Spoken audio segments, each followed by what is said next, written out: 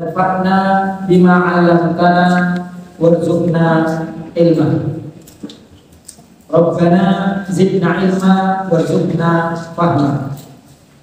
Amma ba'du, kaum muslimin muslimat, jamaah kajian yang semoga senantiasa dimuliakan oleh Allah Subhanahu wa taala.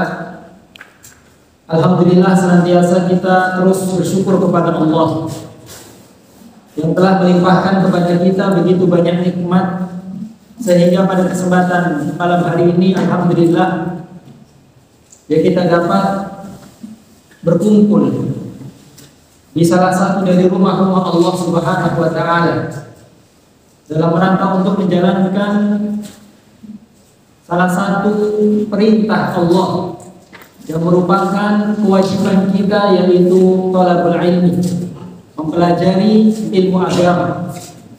Kita memohon kepada Allah Subhanahu wa taala agar Allah Subhanahu wa taala memberikan kepada kita tambahan ilmu yang bermanfaat, ilmu yang dapat menambah rasa takut kita kepada Allah Subhanahu wa taala, ilmu yang dapat kita amalkan dan amalan yang diterima oleh Allah Subhanahu wa taala.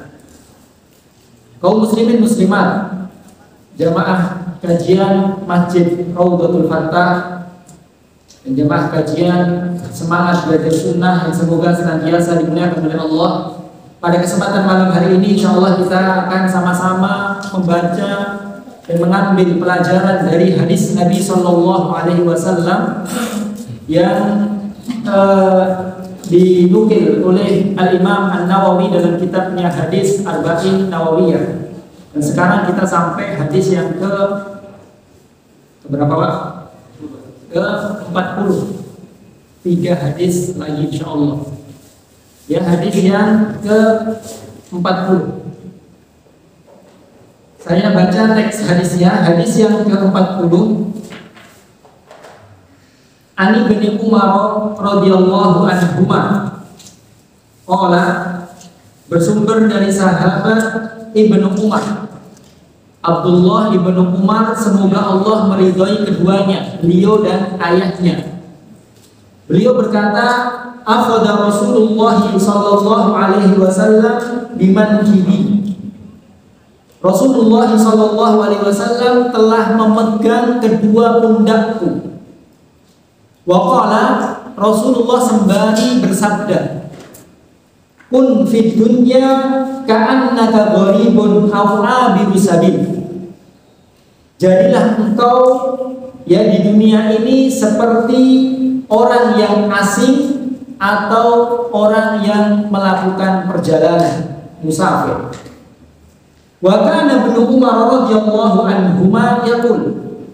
Kemudian sahabat Abdullah ibnu Umar, semoga Allah meridhoinya, beliau berkata, menyimpulkan ya nasihat wasiat Rasulullah SAW tadi. Beliau yang mewasiati kita. Ya, beliau mengatakan, idza amsayta fala tantadir as-sabah. Apabila engkau berada di waktu sore hari, maka jangan engkau menunggu waktu pagi hari. Wa idza asbahta fala tantadiril masa. Dan apabila engkau berada di waktu pagi hari, jangan engkau menunggu sore hari. Wa khudh min sihhatika limaradik. Dan manfaatkan, ambillah ya kesehatanmu sebelum datang sakitmu.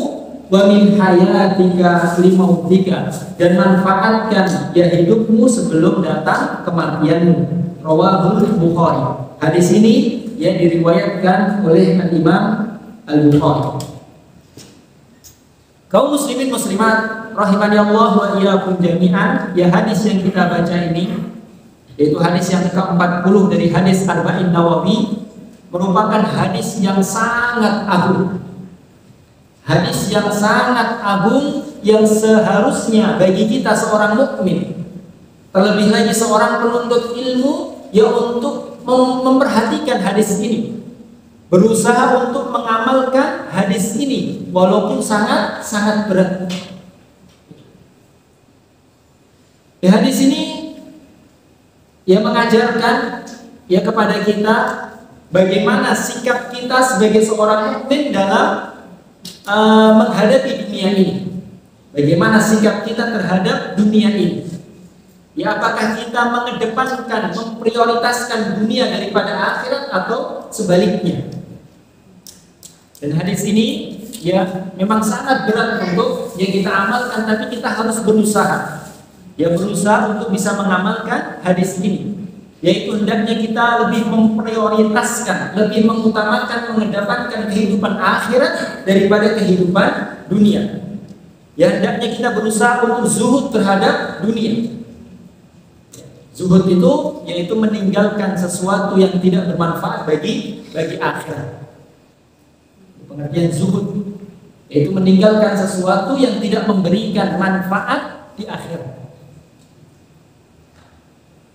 Kaum muslimin muslimat rahimani Allah wa iyyakum jami'an. Ya, sebelum kita membahas kandungan hadis ini, ya sebelumnya kita sampaikan sedikit yang mengulang ya bahwasanya hadis ini diriwayatkan oleh sahabat yang mulia yaitu Abdullah ibnu Umar. Sahabat Abdullah ibnu Umar, ya putra dari Umar ibn Khattab. Abdullah bin Umar ini merupakan sahabat junior dalam hal usia. Ya, beliau baru lahir setelah 2 tahun Rasulullah SAW diutus sebagai seorang nabi. Jadi sahabat yang junior dalam hal usia. Namun dalam hal keilmuan, beliau termasuk sahabat yang sangat berilmu. Ya, bahkan para tabi'in mengatakan bahwasanya beliau adalah imamun nas, ya imamnya manusia dalam hal ilmu. Beliau banyak meriwayatkan hadis dari Nabi SAW. Bahkan merupakan sahabat kedua yang paling banyak meriwayatkan hadis, hanya kalah dengan sahabat Abu Hurairah. Ya, beliau meriwayatkan tidak kurang dari 2.600 hadis. 2.600 hadis lebih yang beliau ya riwayatkan dari Rasulullah SAW kepada kita.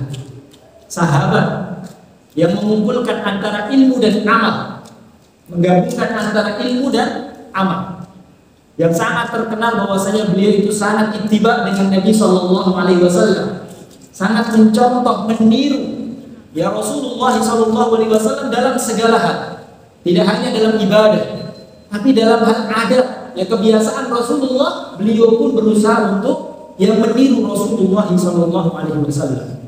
Bahkan diriwayatkan, ya kalau Rasulullah, kalau beliau pergi bersama Rasulullah, kalau beliau mengetahui Rasulullah itu sholat di suatu tempat, maka beliau juga akan sholat di tempat tersebut. Ya, walaupun setelah sepeninggalnya Rasulullah SAW. Bahkan kalau Rasulullah dalam perjalanan beliau SAW singgah di suatu pohon, maka sepeninggalnya Rasulullah kalau beliau safar kemudian melewati pohon tersebut, beliau juga akan bersinggah. Ya, betapa kuat ya semangatnya beliau dalam mencontoh Rasulullah SAW, mengumpulkan antara ilmu dan amal. Dan diriwayatkan bahwasanya amalan beliau luar biasa. Ya, sedekah beliau, bagaimana sholat beliau. Ya, dikatakan oleh Nafi ya bahwasanya beliau senantiasa menjaga waktu antara zuhur dan asar. Ya, dalam hal sedekah, ya dia pernah membeli 5 budak. Kemudian setelah melihat kelima budak yang tersebut mengerjakan sholat karena Allah, maka beliau bebaskan budak tersebut. Ya, sahabat yang mulia Abdullah ibnu Umar radhiyallahu anhu. Kemudian di sini beliau meriwayatkan kepada kita satu hadis, satu wasiat dari Rasulullah SAW. Di dalam hadis ini ada 2 wasiat. Yang pertama adalah wasiat Rasulullah SAW yang Rasulullah wasiatkan kepada Abdullah bin Umar ya secara khusus dan secara umum kepada kita. Kemudian yang kedua wasiatnya Abdullah bin Umar kepada kita. Jadi ada 2 wasiat dari Rasulullah. Kemudian yang kedua adalah wasiat dari sahabat Abdullah ibn Umar. Yang pertama kita akan mengambil pelajaran, mengambil faidah dari wasiat Rasulullah SAW. Di sini yang menariknya, sebelum Rasulullah mewasiati sahabat Abdullah, pada saat itu sahabat Abdullah masih kecil. Sebelum memberikan wasiat, mungkin kalau anak kecil itu mungkin kurang fokus atau yang lainnya berbeda dengan orang dewasa. Maka Rasulullah sebelum memberikan wasiat yang sangat agung, beliau menarik perhatian terlebih dahulu sahabat Abdullah. beliau memegang kedua pundaknya sahabat Abdullah. Beliau pegang. Ini untuk ya mencari perhatian agar ya sahabat Abdullah itu perhatian dengan apa yang mau disampaikan oleh Rasulullah, dan ini sering ya. Thariqat taklim seperti ini sering dilakukan oleh Rasulullah SAW.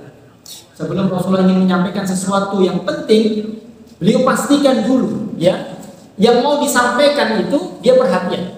Terkadang Rasulullah menyebutkan angka biar orang itu penasaran, misalnya sab'atun, tujuh golongan, misalnya 7 dosa yang membinasakan misalnya, atau salah satu ya, sehingga orang itu dia penasaran, memperhatikan apa yang mau disampaikan oleh Rasulullah. Terkadang Rasulullah memanggil dulu, ya ghulam, wahai anak kecil, dipanggil dulu sehingga perhatian dulu ya. Setelah perhatian baru disampaikan ya wasiat nasihat ilmu dari Rasulullah Sallallahu Alaihi Wasallam. Jadi di sini ya ini menunjukkan bagaimana bagusnya ya metode pembelajaran Rasulullah Sallallahu Alaihi Wasallam. Sebelum beliau mau menyampaikan sesuatu hal yang sangat penting, beliau pastikan dulu ya orang yang mau dinasihati itu benar-benar perhatian. Kemudian kalau kita perhatikan di sini Rasulullah mau mewasiatkan tentang kehidupan, tentang dunia, hakikat dunia. Bahwasanya hendaknya seorang mukmin itu lebih memprioritaskan, mengutamakan kehidupan akhirat daripada dunia.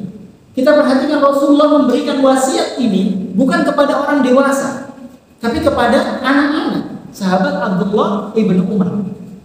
Maka dari sini dapat kita ambil pelajaran bahwasanya anak kecil sekalipun itu sudah kita mulai ajari tentang kehidupan dunia, bahwasanya kehidupan dunia ini sementara, kehidupan dunia ini, kesenangan dunia ini hanya ya fana sementara, ya tidak kekal dan yang lainnya. Jauh dibandingkan dengan kenikmatan-kenikmatan yang ada di akhirat. Ini sudah beliau ajarkan, ya bahkan ya kepada sahabat Abdullah pada saat itu adalah masih kecil. Ini juga menunjukkan kepada kita betapa perhatiannya Rasulullah Sallallahu Alaihi Wasallam ya kepada ya anak. Beliau ajarkan ya akidah, beliau ajarkan ya tentang kehidupan ini. Kemudian apa isi wasiat dari Rasulullah Sallallahu Alaihi Wasallam? Wasiat yang sangat agung, yang seharusnya bagi kita ya terutama para tulabul ilmi untuk yang memperhatikan. Berusaha walaupun sulit, tapi kita harus berusaha untuk bisa mengamalkan hadis ini, dan semoga Allah memberikan kepada kita kemudahan. Rasulullah berwasiat, kun fid dunya ka'annaka gharibun aw abirus sabil.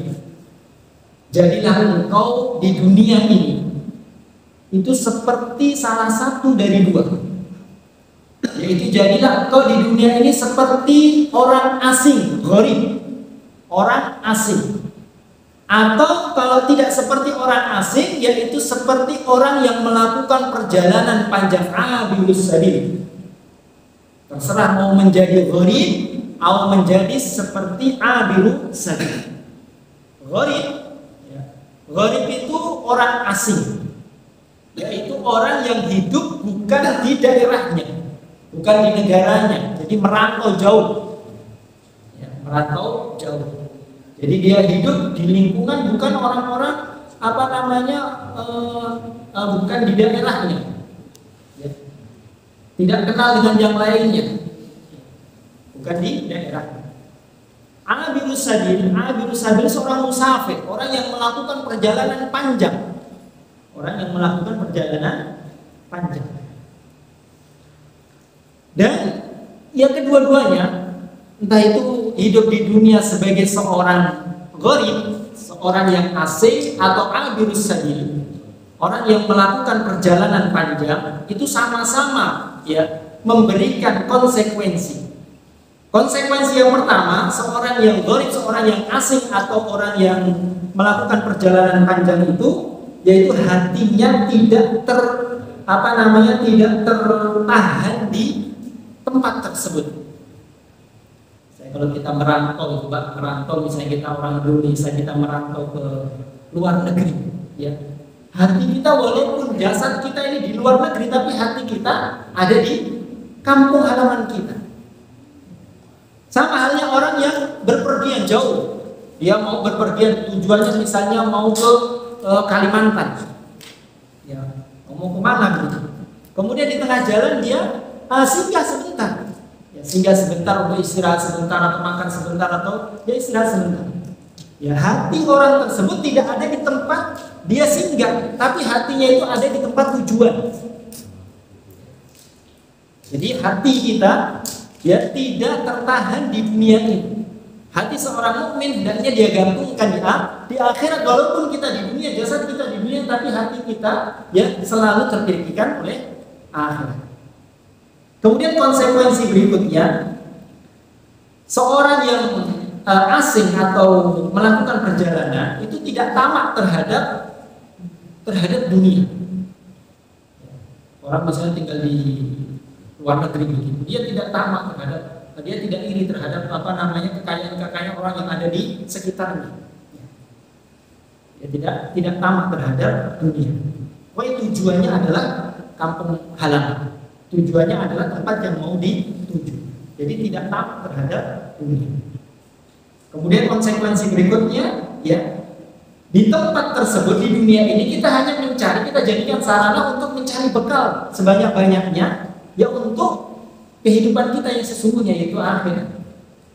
Ya, orang yang merantau itu Pak, dia hanya bekerja, mengumpulkan nanti hasil kerjanya itu nanti dinikmati nanti di kampung halamannya. Dia kirim uangnya atau dia kumpulkan, nanti kalau sudah merasa cukup dia balik, dia akan balik ke kampung halamannya menikmati usaha, ya, hasil usaha yang dia dapatkan selama merantau.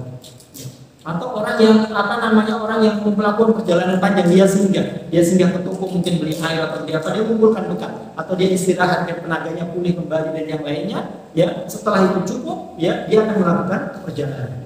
Jadi dunia ini ya kita ya hanya jadikan sarana untuk mencari bekal, ya untuk menghadap kehidupan yang hakiki, yaitu kehidupan akhirat, dan tidak ada bekal yang paling baik kecuali ketakwaan kita kepada Allah Subhanahu wa taala. Allah perintahkan wa tazawwadu fa inna khairaz zadi at-taqwa. Dan carilah bekal. Maka sesungguhnya sebaik-baik bekal kalian adalah ketakwaan. Kemudian yang terakhir, ya, konsekuensi dari gharib ausat abirus sabil tadi, yaitu kita tidak banyak urusan. Tidak mau banyak urusan kecuali yang penting-penting saja. Ya, seorang yang merantau dia nggak mau banyak urusan dengan orang-orang di sekitar, banyak enggak. Dia fokus kerja, karena merantau mau kerja. Tidak mau banyak urusan. Ya. Orang yang singgah juga melakukan perjalanan panjang, dia singgah sebentar saja, tidak mau banyak urusan, karena itu bukan tujuannya. Dia punya tujuan. Jadi kita hidup di dunia, ya tidak perlu banyak urusan kecuali urusan-urusan yang penting. Urusan yang memberikan manfaat untuk akhirat kita. Ya ini ya nasihat wasiat Rasulullah Shallallahu Alaihi Wasallam, ya agar kita ya hidup di dunia ini seperti gharibun, orang yang asing atau orang yang melakukan perjalanan panjang. Kemudian kaum muslimin muslimat rahimani Allah wa iyyakum jami'an, wasiat Rasulullah Shallallahu Alaihi Wasallam ini memberikan kepada kita faidah. Ya, memberikan kepada kita peringatan bahwasanya dunia ini, ya, dunia yang kita singgah ya sekarang di dalamnya ini, ya adalah kehidupan yang sementara. Kita sementara, bahkan hanya sesaat dibandingkan dengan kehidupan akhirat. Kehidupan yang hakiki, kehidupan yang kekal dan abadi adalah kehidupan akhirat. Dan semua kenikmatan yang ada di dunia ini adalah kenikmatan yang fana, kenikmatan yang menipu. Tidak ada bandingannya dengan kenikmatan akhirat. Oleh karena diriwayatkan, di sini ada sebagian riwayat ada kelanjutannya. Yaitu wasiat Rasulullah, wa udda nafsaka min ahlil kubur. Dan siapkan dirimu untuk menjadi ahlul kubur, siapkan dirimu untuk menghadapi kehidupan akhirat. Jadi hadis ini, wasiat Rasulullah ini yang memberikan kepada kita pelajaran pengingat bahwasanya kita hidup di dunia ini hanya sementara, dan banyak dalil ya yang menjelaskan akan hal tersebut, yang menguatkan akan hal tersebut, bahwasanya kehidupan dunia ini sebentar dan semua kenikmatan di dunia ini hanya kecil sedikit, ya tidak ada bandingannya dengan kenikmatan akhirat. Oleh karena dunia Itu diambil dari bahasa Arab, dunya. Yang artinya dunya itu dan danaya dunia, ya, artinya dekat, dan juga dikatakan ya bahwasanya dunia itu adalah dana yaitu hina. Jadi dunia itu dekat dan hina. Ya. Secara bahasa dunia itu dekat sementara, ya, dan hina, ya, dibandingkan dengan kehidupan akhirat. Lihat kita perbandingan yang Allah berikan. Dua rakaat sunnah, ya, sebelum subuh itu lebih baik, bukan setara, lebih baik daripada dunia beserta seluruh isinya. Rakaat al-fajr, 2 rakaat sebelum fajar, ya, khairun minad dunya wa ma fiha, lebih baik daripada dunia dan seisinya. Itu baru 2 rakaat sholat sunnah, bukan sholat yang fardu.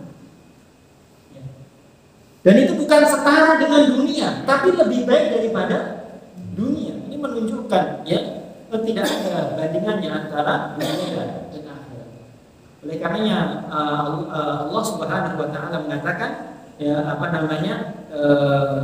keluarga Fir'aun, ya, yang beriman, yaktumuna imanahum, yang mana mereka itu menyembunyikan keimanannya karena takut. Mereka mengatakan, ya qaumi innama hadhihi dunya mata'un wa innal akhirata hiya darul qarar. Wahai kaumku, ketahuilah bahwasanya kehidupan dunia ini adalah kesenangan yang menipu, dan sesungguhnya akhirat itu adalah ya tempat yang abadi dan kekal.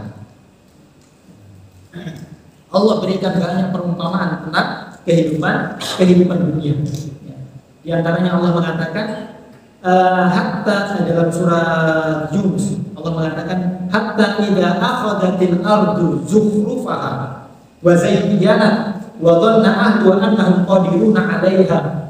Kata Allah, ya, sampai, ya, tatkala Allah menceritakan bahwasanya dunia ini, ya, akan turun air hujan, kemudian dengan itu tumbuhan-tumbuhan jadi hijau dan yang lainnya jadi indah dan yang lainnya, kemudian manusia hewan memakan tumbuhan tersebut, maka, ya, kelanjutannya Allah mengatakan sampai dunia ini kelihatan sempurna keindahannya, ya, sampai kelihatan sempurna keindahannya dan perhiasannya kelihatan sempurna, ya.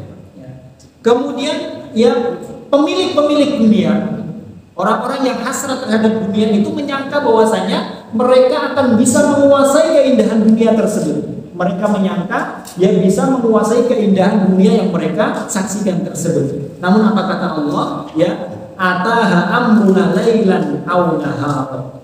Ya, kami, ya, tiba-tiba kami turunkan musibah azab, ya, di waktu malam hari dan siang hari, faja'alnaha hasidan. Maka kami jadikan dunia itu seperti, ya, ditebas, ya, disalit, ya, tanaman-tanaman itu habis. Wa ka'allam taknabit amsi, dan seakan-akan terlihat tidak pernah tumbuh-tumbuhan di dunia ini. Kadzalika nufaddilul ayati liqaumin yatafakkarun. Ya demikianlah kami, ya, tampakkan, ya, tanda-tanda kekuasaan kami, ya, agar orang-orang yang punya akal itu mau berpikir. Jadi, ya, gambaran, ya, dunia yang Allah Subhanahu wa taala beri. Dan lihat Rasulullah sallallahu alaihi wasallam. Ya, Rasulullah sallallahu alaihi wasallam bagaimana beliau yang menggambarkan dunia ini. Ya, tidak ada urusan beliau terhadap dunia ini. Beliau mengatakan, "Mali walid dunya." Tidak ada urusanku dengan dunia ini, tidak ada. Tidak ada urusanku dengan dunia ini. Ma ana fid dunya illa karakibin. Ya, tidaklah saya ini di dunia ini kecuali hanya seperti seorang yang mampir saja. Istadhalla tahta syajarah, kemudian singgah di bawah pohon. Itu dunia, singgah di bawah pohon sebentar. Summa raha wa tarakaha, istirahat sebentar, kemudian nanti akan meninggalkan pohon tersebut, meninggalkan dunia tersebut. Dan ayat yang sering kita baca, wal akhiratu khairun wa abqa. Akhirat itu lebih baik dan lebih kekal. Ya, akhirat lebih baik dan lebih kekal. Dan Allah Subhanahu wa taala juga berfirman, "Fama mata'ul hayatid dunya fil akhirati illa qalil." Dan tidaklah, ya, kenikmatan dunia dibandingkan dengan akhirat kecuali hanya sedikit sekali. Ya, kenikmatan dunia ini hanya sedikit sekali dibandingkan kenikmatan akhirat. kenikmatan dunia. Ya, memang ya sebagai ujian bagi manusia. Allah memang jadikan dunia ini indah di dalam pandangan manusia. Zuyyina lin-nasi hubbus syahawati minan nisa'i wal banina wal qanatir al-muqantarah minadh dhahabi wal fiddah wal khayl musawwamati wal an'ami wal harth dzalika mata'ul hayatid dunya wallahu indahu husnul ma'ab. Kata Allah, dijadikan indah pada pandangan manusia terhadap apa yang mereka sukai dari kehidupan dunia, wanita, harta, ya kekayaan, ya hewan-hewan kuda-kuda pilihan, ya semua itu dijadikan indah. Tapi ya sebagai seorang mukmin, ya hendaknya kita bisa mengontrol gitu. Kita yakin bahwasanya dunia ini hanya sementara. Ada kehidupan yang lebih baik daripada kehidupan dunia, yaitu kehidupan akhir. Ya Allah mengatakan dalam hadis qudsi tentang kehidupan akhir, ya, tentang surga. Karena di akhirat itu cuma ada dua kehidupan yang yang penuh dengan kebahagiaan, tidak ada sedikit pun kesusahan, yaitu surga. Dan sebaliknya, kehidupan yang penuh dengan kesengsaraan, azab, dan tidak ada kebaikan, kesenangan sedikit pun, yaitu neraka. Kalau orang tidak bisa meraih surga, maka tidak ada tempat bagi dia di akhirat kecuali neraka. Tinggal kita pilih. Dan Rasulullah mengatakan dalam hadits qudsi, wa qad a'dadtu li ibadiyal muttaqin ma la 'ainun ra'at wa la udhunun sami'at wa la khatara 'ala qalbi bashar. Kata Allah, telah aku siapkan untuk hamba-hambaku yang bertakwa, yang beriman dan saleh, yaitu kenikmatan yang tidak pernah dilihat oleh mata, tidak pernah didengar oleh telinga, tidak pernah terpetik di dalam hati manusia, tidak pernah bisa dibayangkan ya kenikmatannya oleh manusia. Itu surga. Jadi kalau kita membaca sifat-sifat surga, atau kita mendengar dari penceramah, mendengar dari guru yang menceritakan tentang kenikmatan surga, maka yakinlah surga itu lebih indah daripada yang kita baca. Surga itu lebih indah, lebih nikmat daripada apa yang kita dengar dari orang lain. Bahkan kalau kita mau memikirkan keindahan surga, kita mau pikirkan apa sih yang paling enak, kita itu namanya apa, Pak? Kalau tentang dunia itu namanya apa? Kalau memikirkan tentang keindahan dunia itu apa? Menghayal ya. Kita menghayal tentang akhirat, tentang surga. Kita bayangkan kenikmatan yang sangat nikmat. Ya. Maka ketahuilah, ya, surga itu lebih indah daripada apa yang kita sudah disiapkan oleh Allah Subhanahu wa taala. Dan tidak ada ya bandingannya sedikit pun dengan kenikmatan dunia. Kita berikan perbandingan tentang kenikmatan surga dan kenikmatan dunia. Di dunia ada kenikmatan, di dalamnya ada kenikmatan. Di akhirat surga banyak kenikmatan. Tapi jauh berbeda antara kenikmatan surga dengan kenikmatan dunia. Yang pertama, kenikmatan dunia itu kenikmatan yang tidak kekal, sementara. Bahkan nikmatnya sebentar. Apapun, dalam hal apapun. Kita makan, enak tuh makan Pak ya. Makan apa paling enak Pak? Sate, 5 menit udah. Habis itu udah selesai, udah. Malah sakit nanti setelah itu Pak ya. Setelah itu langsung cek ya, cek kesehatan apa yang naik gitu ya. Ya semuanya ya sementara. Ya. Kalau kenikmatan akhirat sama namanya, abadi, kekal.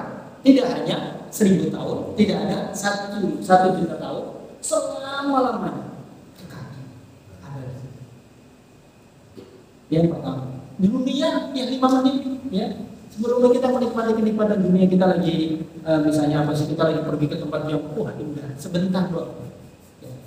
Habis itu pulang lagi ke rumah lagi, biasa lagi, sedih lagi, rumah lagi sedih lagi. Kita di masjid ini alhamdulillah, di masjid ini nazalan alaihi rahmah barokah dari Allah. Ini mungkin masalah-masalah sementara hilang. Nanti pulang keluar dari masjid naik motor nggak keinget lagi. Keinget apalah. Sedih lagi. Kemudian yang kedua, perbandingannya, kenikmatan dunia itu tidak sempurna. Tidak sempurna dalam hal apapun. Ya. Sedangkan kenikmatan akhirat itu penuh dengan kesempurnaan. penuh dengan kesempurnaan. Contoh, ya kita mau nikmat di dunia itu makan buah tertentu, makan buah yang enak, saya buah durian baik. Ya, kita nggak bisa sewaktu-waktu makan kita harus tunggu musimnya. Kalau kita mau makan sate harus cari uangnya dan yang lainnya. Ya kenikmatan tidak sempurna. Tapi kalau akhirat, ya tidak, buah-buahan di akhirat tidak kenal musim. Ukulu hadain wajibuha, selalu berbuah, tidak ada musim. Allah mengatakan walakum fiha ma tashtahi anfusukum walakum fiha ma tad'un. Di dalam surga itu yang engkau bisa mendapatkan apa yang engkau inginkan dan engkau bisa mendapatkan apa yang engkau minta, semuanya. Kemudian ya kenikmatan dunia itu kita bisa meraih itu susah payah terlebih dahulu. Harus susah payah dulu. Kalau kenikmatan akhirat nggak perlu susah payah. Kenikmatan dunia itu harus susah payah dulu. Ya. Mau makan enak harus masak dulu. Bahkan masaknya lebih lama daripada makannya. Masaknya 1 jam, makannya 5 menit. Kalau nggak mau masak, cari uang dulu bisa makan. Kalau mau buah, nanam dulu, ya, dan seterusnya. Kalau mau bikin minuman, harus bikin dulu, ya, ke dapur terus-terusnya. Harus susah dulu. Tapi kenikmatan akhirat ya tidak. Ya. Dikatakan oleh Allah Subhanahu Wa Taala, ya, tentang pohon-pohon di surga itu kutufu hadaniyah. Pohon-pohon di surga itu rantingnya itu pendek. Jadi kalau mau buah itu nggak perlu manjat dulu. Tidak perlu manjat, khawatir jatuh ambil tangga, ya enggak, itu ya pendek sambil rebahan, itu bisa. Kemudian tentang ya minuman di surga, Allah mengatakan yatufu alaihim biljanun mukhalladun bi aqwabi wa abarika wa ka'sin min ma'in. Tentang minuman di surga, ya itu selalu berkeliling pemuda-pemuda yang terus selamanya dia akan menjadi muda, ya, dengan membawa teko-teko dan gelas-gelas, ya. Kan ya nggak usah buat ini luar. Kemudian perbandingan yang terakhir antara kenikmatan surga dan neraka, kenikmatan dunia dan kenikmatan akhirat. Kenikmatan dunia itu ada bosannya. Kalau kenikmatan akhirat tidak ada bosannya. Dunia itu ya sebentar aja bosan. Apa sih yang paling nikmat? Ya, dia bosan. Kita makan itu terus juga bosan, ya. Kita pergi ke tempat yang indah itu pergi situ terus ya bosan, ya. Sama istri dulu mungkin itu sekarang bosan gitu Pak. Enggak, ya. Tapi kata Rasulullah SAW menggambarkan tentang kenikmatan surga yang tidak pernah bosan. Rasulullah mengatakan inna rajulan min ahlil jannah, sesungguhnya pemuda, ya, dari pemuda penduduk surga, la yu'anikul hawra sab'ina sana, dia ya memeluk wanita, ya, selama 70 tahun, la yahmiluha wala la yamulluha wala tamulluhu, maka dia tidak bosan terhadap wanita tersebut dan wanita itu tidak bosan terhadap ya pemuda tersebut. Itu tidak bosan-bosan. Tidak bosan. Jadi ya kaum muslimin muslimat rahimani Allah wa iyyakum jami'an, ya hadis ini menunjukkan kepada kita ya bahwasanya kehidupan dunia ini ya walaupun itu indah tapi ya kita yakin ya keindahan kehidupan dunia ini adalah keindahan yang sementara yang tidak ada bandingannya dengan kehidupan di akhirat. Di akhirat ada kehidupan yang hakiki, kehidupan yang kekal selama-lamanya. Kenikmatan yang abadi sangat besar dibandingkan dengan kenikmatan dunia. Maka jangan sampai ya kita mengorbankan kenikmatan yang hakiki ya demi mendapatkan kenikmatan dunia yang sementara. Kalau bisa kita bisa meraih kenikmatan dunia dan juga bisa meraih kenikmatan akhirat. Tapi kalau nggak bisa harus memilih, maka kita tentunya memilih kenikmatan akhirat daripada kenikmatan dunia. Insyaallah. Dan jangan sampai hadis ini menunjukkan kepada kita, karena Rasulullah tadi memerintahkan kita agar kita ini berusaha di dunia ini seperti orang yang apa tadi Pak? Seperti orang yang asing atau seorang yang musafir. Maka jangan sampai ya hati kita ini ya terlalu cinta terhadap kehidupan dunia sehingga ya tidak ada lagi ghirah ya terhadap kehidupan akhirat. Sehingga tidak ada lagi kecintaan dan harapan terhadap kehidupan akhirat karena sudah terlalu cinta terhadap kehidupan dunia, dan ini sangat bahaya. Ya sangat bahaya. Kita akan sebutkan ya beberapa bahaya ya kalau seseorang itu terlalu cinta terhadap kehidupan dunia. Yang pertama, bahaya yang pertama, orang yang cinta terhadap dunia maka dia akan mengorbankan akhiratnya. Dia akan mengorbankan akhiratnya. Kata Rasulullah SAW, "Balighu bil a'mali fitanan, kaqita'il lailil mudlim. Yusbihu ar-rajulu mu'minan wa yumsi kafiran, wa yumsi ar-rajulu mu'minan wa yusbihu kafiran, yabi'u dinahu bi 'aradin minad dunya." Kata Rasulullah, bersegeralah kalian beramal untuk amalan akhirat sebelum datang fitnah-fitnah yang akan membinasakan kalian. Maka bersegera ya memperbanyak amal bekal untuk kehidupan akhirat. Sebelum nanti datang fitnah, yang mana fitnah tersebut itu seperti gelapnya malam ya, yang tidak dirasa oleh orang. Orang terjatuh dalam fitnah, orang sudah tidak merasa. Padahal dia terjatuh dalam fitnah karena dia gelapnya fitnah tersebut. Bahayanya fitnah tersebut sampai kata Rasulullah, yusbihur rajulu mu'minan wa yumsi kafiran. Pagi hari ada seorang dia itu beriman, pagi harinya dia beriman, tapi sore harinya sudah ya kafir.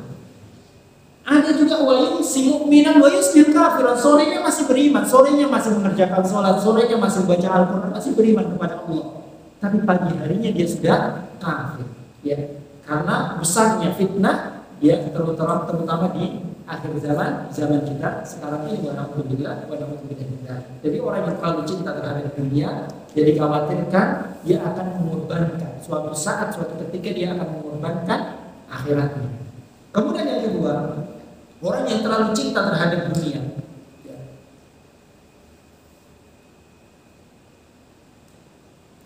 secara otomatis itu akan hilang kecintaannya dia terhadap akhirat. Maka dikatakan ya kecintaan orang terhadap dunia dan akhiratnya tidak bisa digabungkan. Tidak bisa digabungkan. Kalau 100% dia cinta dunia, maka 0% dia cinta akhirat. Kalau 50-50. Jadi semakin besar kecintaan dia terhadap dunia, itu akan membuat ya semakin kecil kecintaan dia terhadap kehidupan akhirat.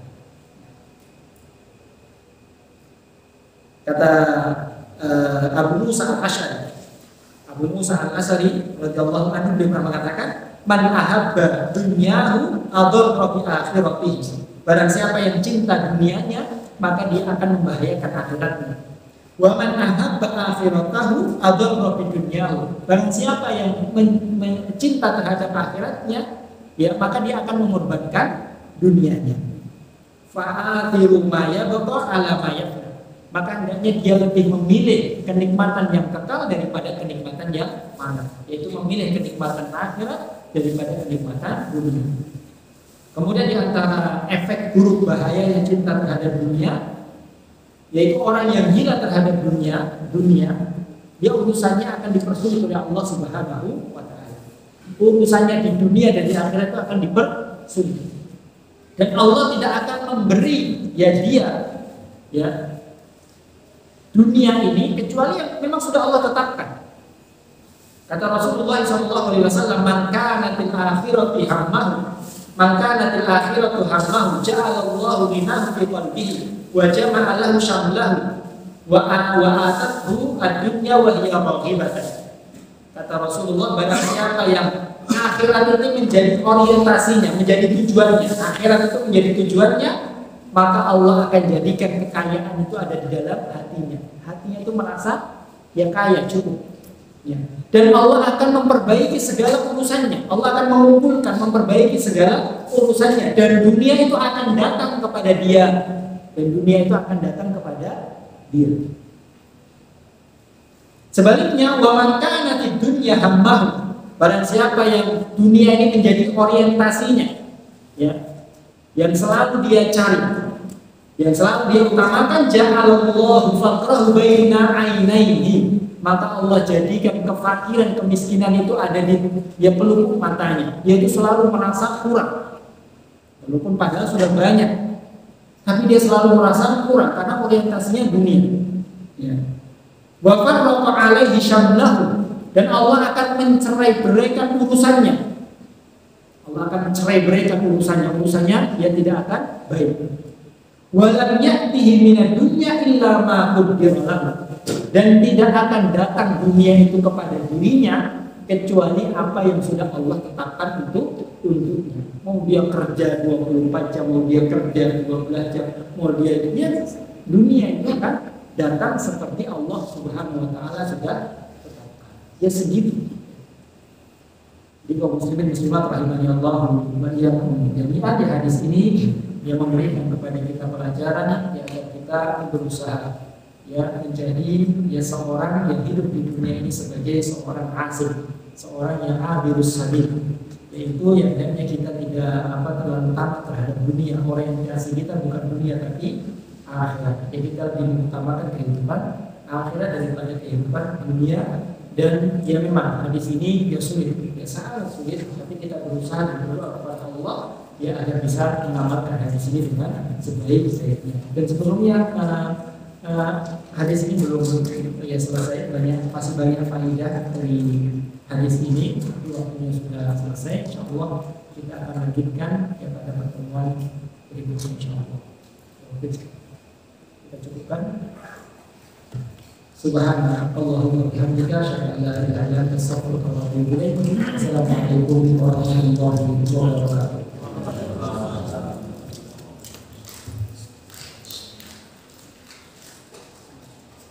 Allah